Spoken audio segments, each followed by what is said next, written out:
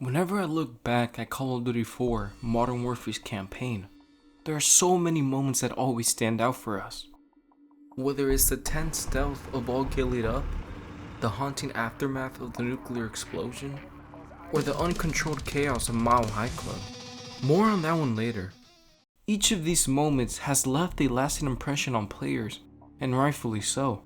But I can't say the same for me, because the most memorable moment isn't found in spectacle. For me, it's found in the very beginning. I'm talking about the training course in F&G. And it's not because you can replay it endlessly to chase your world record, but because buried inside that short tutorial is something more, a philosophy. After beating the game on Veteran, I realized that Infinity Ward wasn't just teaching us the controls, they were teaching us how to think, a mindset that would carry throughout the whole campaign. In just a few minutes, they subtly prepare you for everything the campaign will throw at you. This is the brilliance of Call of Duty 4's training course, a simple moment that teaches you everything without even realizing it. Ready up.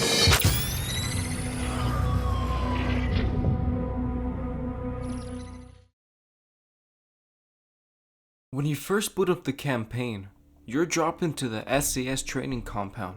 Good to see you, mate. Take one of the rifles from the table.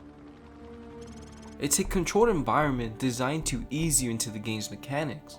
You know the drill. Go to Station 1 and aim your rifle downrange. On the surface, it plays like a standard tutorial. You shoot some targets, knife a watermelon, toss a few flashbangs while running the training course. Simple, right? But beneath that simplicity lies Infinity Ward's hidden philosophy. You see, every action that you perform, firing from the hip, tossing flashbangs through doorways, knifing a watermelon, all directly translates into the campaign itself. This course is more than just a warm-up. This course is a close quarters battle test set on a mock cargo ship. Your job is to eliminate all targets as quickly and efficiently as possible.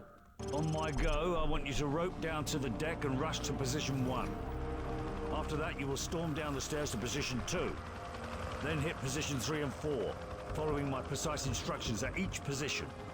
Grab the rope when you're ready. If you finish too slowly, you have to rerun the course. Soap, that was way too slow. Finish too quickly and miss your shots, your score suffers. Only when you balance both speed and precision are you rewarded. Grab the rope when you're ready. Go, go, go! Hit the target! Position 2, go! Hit the target! Flashbang through the door! Position 4, hit the target! Position 5, go! Hit the targets! 6, go! Flashbang through the door! Hit the targets! Final position, go! Sprint to the finish! Pretty good, Soap, but I've seen better. There's even an accuracy bonus that lowers your time, subtly teaching you that hitting your shots isn't just going to be important, it's necessary for survival. What looks like a throwaway tutorial is actually the game's unspoken philosophy. This is how you're meant to play the entire campaign, especially on Veteran, where there's no room for error.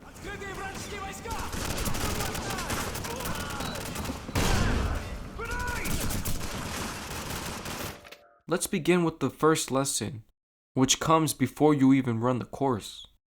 Fire from the hip. Now, shoot at the targets while firing from the hip. At first, it seems simple, but it's a core lesson of Call of Duty 4's philosophy. When you're at a short distance away from the enemy, whether that's indoors or outdoors, aiming down your sights is the wrong move. The moment you scope in, the enemy fires, your character flinches, and your shots go way off. You died not because you hesitated, but because you aimed when you shouldn't have. This is the course hinting to you to break the habit at aiming at everything. In close quarters, the right move is to trust your reflexes over your optics. Hip firing teaches you an early vital lesson, that speed and instinct can matter more than precision. But if that's the case, then it's crucial to control your fire as well, because spraying wildly all over the screen won't save you. It'll only deplete your ammo faster and get you killed. Burst firing keeps your shots tight and effective, which ensures that you're always hitting your shots and scanning the area for more enemies. At close range, keeping your weapon at the hip means faster reaction, wider spread, and higher odds of survival. Together, these ideas form the foundation, the first step. Before you learn rhythm or any other advanced tactics, you must first develop instinct and control. Always keep your weapon on your hip for close encounters.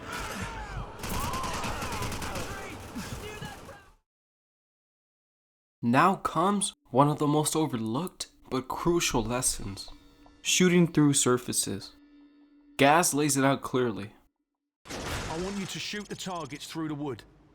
Bullets will penetrate thin, weak materials like wood, plaster, and sheet metal. It sounds straightforward, right? But this one mechanic reshapes how you approach gunfights. It comes up again and again throughout the campaign, especially in tight urban environments where enemies duck behind walls, cars, or debris. Call of Duty 4 nudges you early to stop reacting and start preempting. So take out the machine gunners in the windows. Meaning that walls and cover aren't obstacles, they're opportunities for you to shoot through. Remember, you're not just shooting at what you see, you're shooting where enemies are likely to be, even if they're out of sight.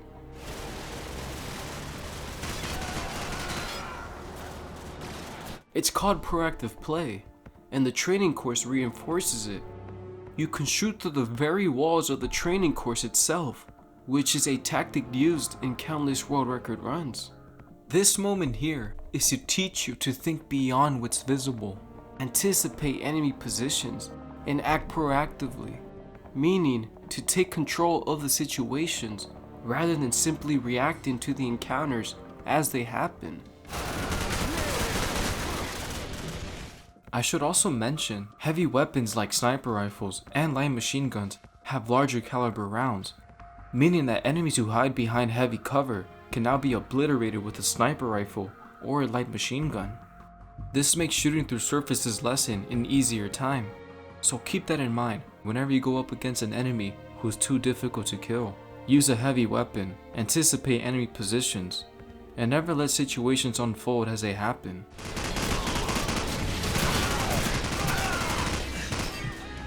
Remember, always be proactive.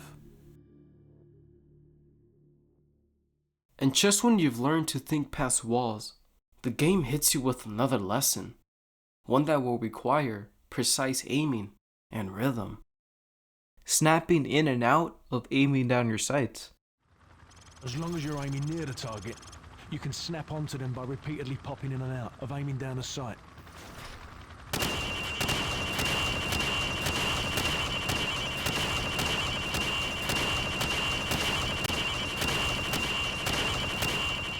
Good job, mate. You see, the farther your target, the less reflex matters, and the more precision becomes essential. This lesson isn't about spamming the aim button, it's about creating rhythm and control. It's about learning to stay dynamic in a fight instead of static. To elaborate, snapping in and out of aiming down your sights lets you drop down multiple targets in seconds, keeping you moving and always pressing towards the objective. Notice how there are no long-range targets on the course. That's intentional, because later missions teach you this. Snap onto your target, take the shot, and push forward the moment you get the chance. It's not just about pulling the trigger, it's about knowing when to shoot and how, based on distance, timing, and rhythm. This is the philosophy in motion. Snap onto your target, push forward while the enemy is recovering, because snapping in and out of aiming down your sights isn't just a mechanic, it's the key to reaching your objective.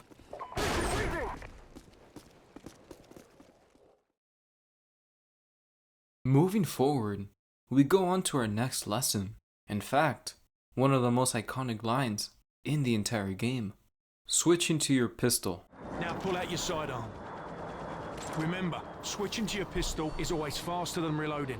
It's become a meme over the years, but beneath that humor is a core principle. Never lose momentum. It's how you come out on top. Think about the times when you were in a heated gunfight. You often ran out of ammo and had to reload. And while you were reloading, you might have died and become frustrated. What the heck? Come on! What if I were to tell you that you deserved to die the moment you decided to reload? Would you believe me? I say this because reloading can cost your life. Whenever you decide to reload your primary weapon, you're neglecting your other weapons at your disposal. You're neglecting your pistol. Because drawing out your pistol would have allowed you to keep the pressure on and kept you alive.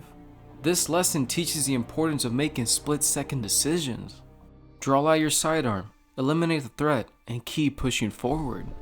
The game wants you to keep moving, adapting, and always being one step ahead of the enemy. Your survival hinges not just on your primary weapon, but on your ability to make fast, decisive choices under pressure.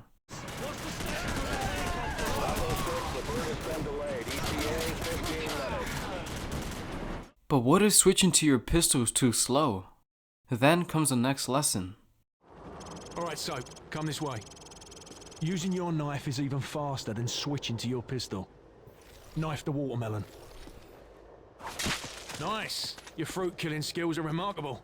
The knife, often called a panic knife, is your last resort. It's whenever you run out of ammo or surprise around a corner. Panic knifing isn't just fast and brutal, but it's a reminder that in close quarters, hesitation is the real enemy. And once you have cleared all enemies in the area, take the time to reload and catch your breath, and get ready for the next section that comes up. You're going to need it. Together, these lessons teach one rule: never let your gun dictate your pace. Always be one step ahead. And just when you've mastered speed and decision making, the training course teaches you arguably the most important lesson of all: flashbangs. Flashbang through the door! Position 4! Hit the targets! Position 5, go! At first glance, they feel like just another mechanic, but their purpose is far greater than that. This is your tool for tactical control. Flashbangs are your answer to uncertainty. It's whenever you're approaching a doorway, rounding a blind corner, or entering a dark room. The flashbang isn't just a grenade, it's a tool for control. Flashbang out. Go. They buy you time, disrupt enemies, and hand you the upper hand before the fight even begins. Rather than storming into a room recklessly, the training course trains you to slow down, throw a flashbang, clear the space methodically, and deny the enemy the first shot. You're not being taught to sprint blindly through every door, because otherwise, this will happen.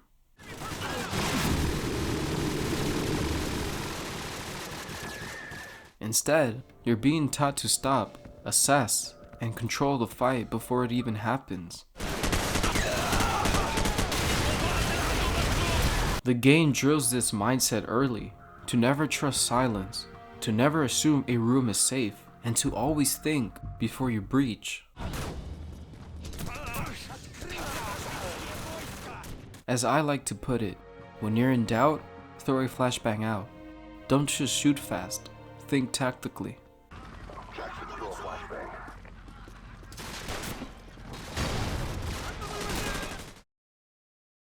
One more lesson that's worth mentioning is checking your corners.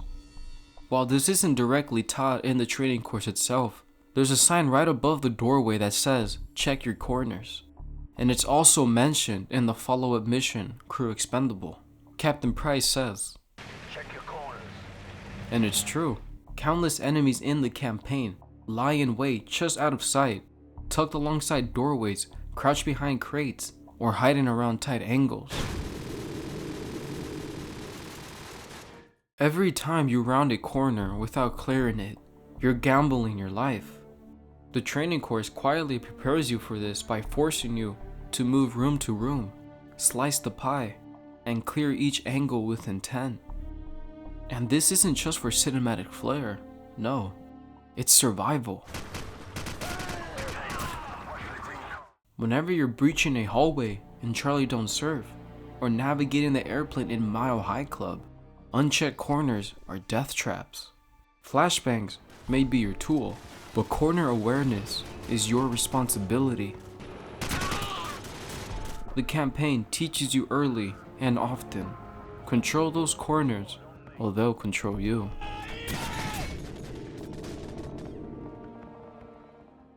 Before moving on, it's worth pausing to explain how the recommended difficulty is determined. When you finish the run, Captain Price rates your performance. That was better. Not great, but better. And the faster and cleaner your run, the higher the difficulty you're advised. Alright, Soap, that's enough. You'll do. And if you're recommended veteran difficulty, that's Infinity Ward's way of saying that you're ready. The training course is more than just about speed. It's about refining instinct.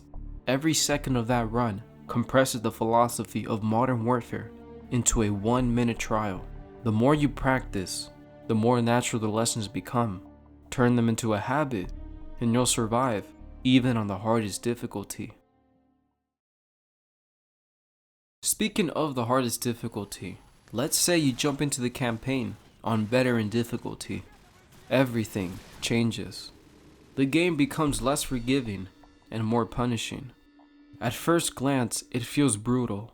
Enemies fire the instant you peek, grenades rain endlessly, and progress feels impossible. However, veteran difficulty, for all its chaos, isn't unfair. The chaos is an illusion. Veteran difficulty is the proving ground for everything the training course instilled in you. Every instant death, every grenade thrown at you, it all follows strict rules. The enemy AI doesn't think like real soldiers. Instead, it follows strict patterns, meaning that it reacts based on your actions. Overexpose yourself, punish instantly. Camp too long, grenades flush you out. Refuse to advance, enemies will spawn infinitely. The enemy AI is there to correct your behavior, forcing you to play with precision and intent. For example, let's take a look at the grenade spam that everyone hates. The grenade spamming in this game isn't random, it's intentional. Infinity Ward uses grenades as a psychological and mechanical push. They're pressuring you to always stay in motion and to never sit back too long, just like how the training course prepared you to. And then there are checkpoints. On veteran, they're tighter, harsher, and far less forgiving. The game rewards progress only when you advance the fight correctly. If you hesitate, you die. It's only when you move with discipline do you trigger progress. Every death isn't just failure, it's feedback. The game is teaching you to correct your mistakes and recklessness. And the game rewards you for being disciplined. That means to advance with purpose, clear runes with flashbangs, stay sharp around corners, move cover to cover with urgency. Do all that, and the same system that punished you will suddenly feel fair, even rewarding.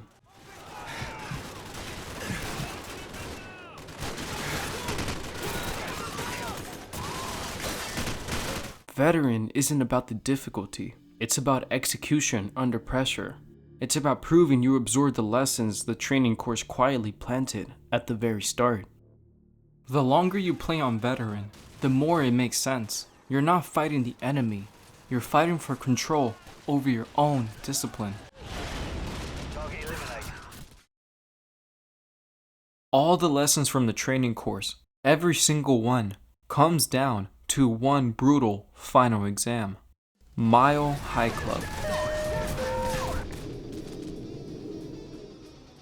One plane, one hostage, 1 minute, and a whole bunch of enemies. This 1-minute mission compresses the entire philosophy of modern warfare into a single test.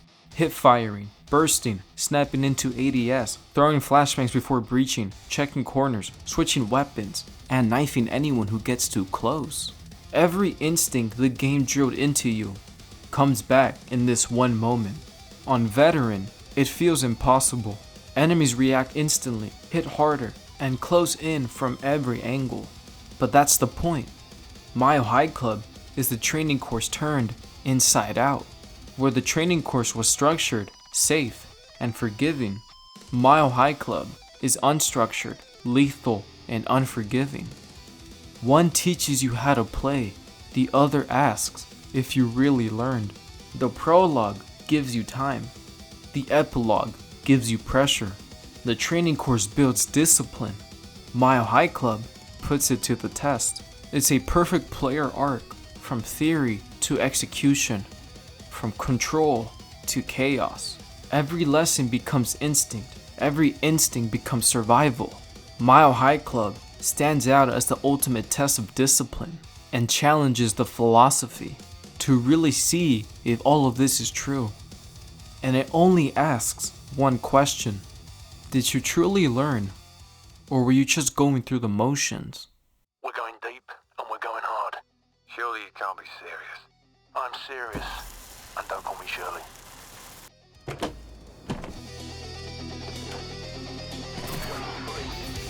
Tango down in Sector 1 Alpha.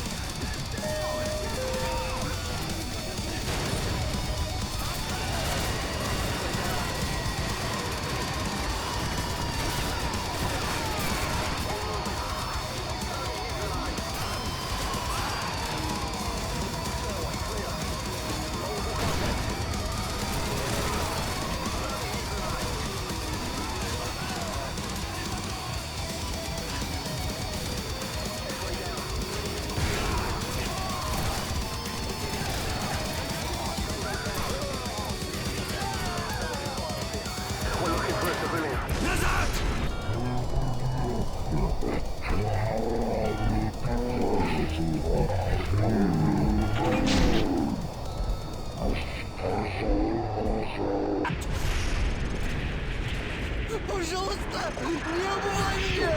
Я хочу с тобой! Я хочу уехать отсюда! У меня не прощай!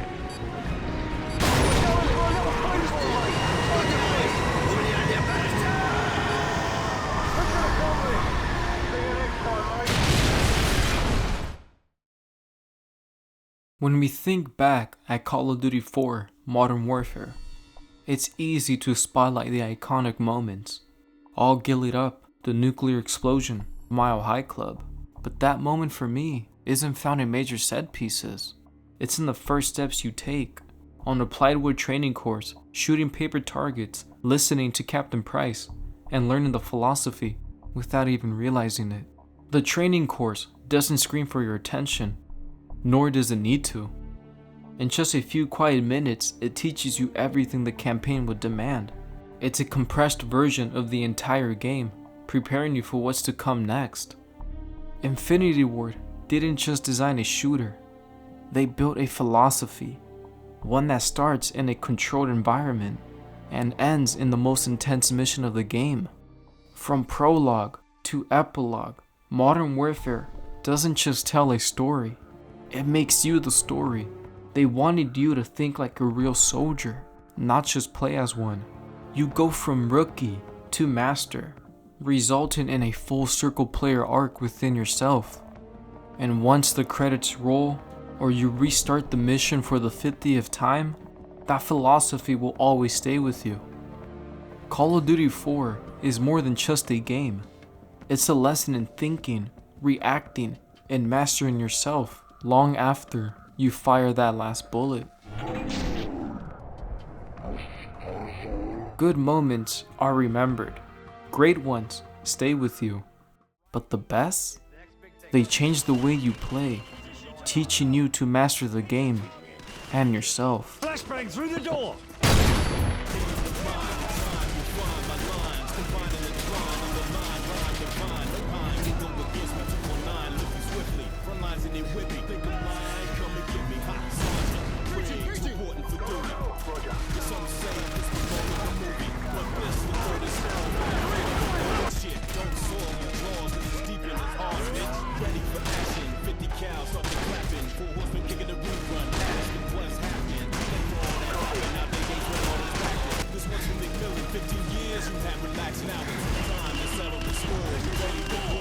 guests on board. My tribe will be on. This is the storm of infinity war shit. Don't soul draws, this is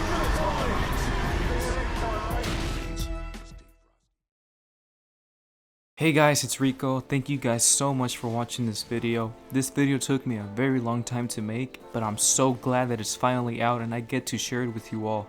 I hope you guys enjoyed this video, found it interesting, or learned something new. I would really appreciate it if you guys give the video a like, share the video with a friend, and subscribe to the channel if you are new here. And lastly, comment down below if you knew about this philosophy. I would like to know what you guys have to say, and we can get a conversation going.